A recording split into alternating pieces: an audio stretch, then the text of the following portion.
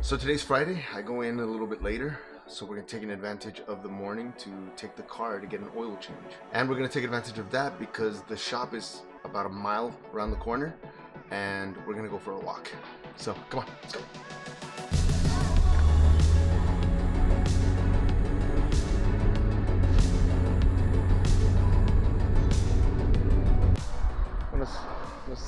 ¿Está Sergio? ¿Todavía no está? Anoche le marqué sobre un cambio de aceite para el Honda Civic. Me dijo que lo trajera después de las 8. Oh, hey. ¿Cómo estás? Bien, Bien. ¿viste? I'm gonna walk over. I'm gonna walk to the house. I'll be right back. Okay, man. All right, thank you. Appreciate it.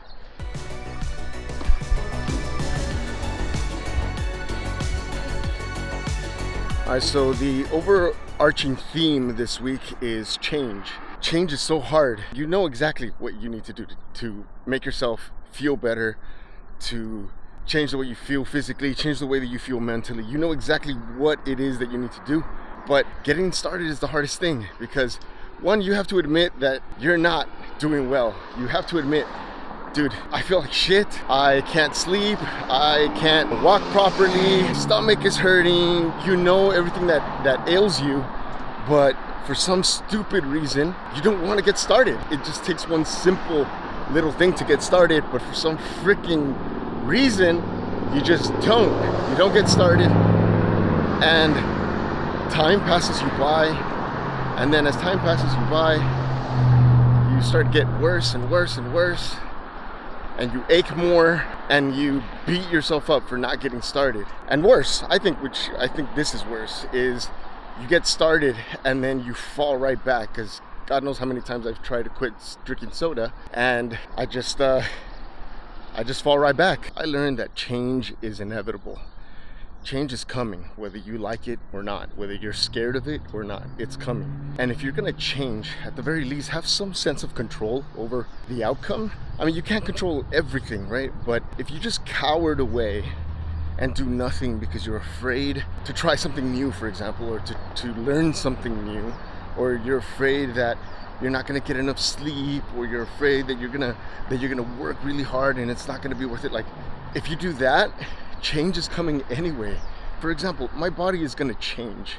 It's gonna freaking change, and I can either participate and do something to change it in a positive way, or I can cower it away and do nothing, and eventually it's gonna change in a negative way, to the point where I'm not gonna be able to get out of bed. Is that what I want? No, of course not. I want to live. I want to live life. I want to experience this life to the best of my abilities, and sitting around doing nothing is not to the best of my ability. I want to get a little piece of the glory.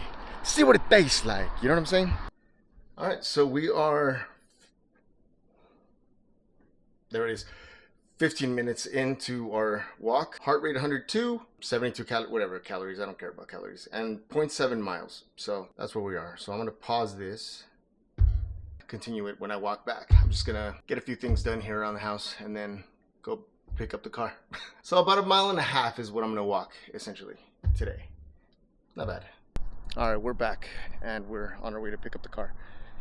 But look, the hardest part to facing this fear of change, for me at least, has got to be this: admitting that you fucked up, admitting that you're behind, whatever behind means to you, and admitting that you have to start from scratch. I think that's the hardest part, because when I stretch, I'm like, really? That's the farthest I can stretch?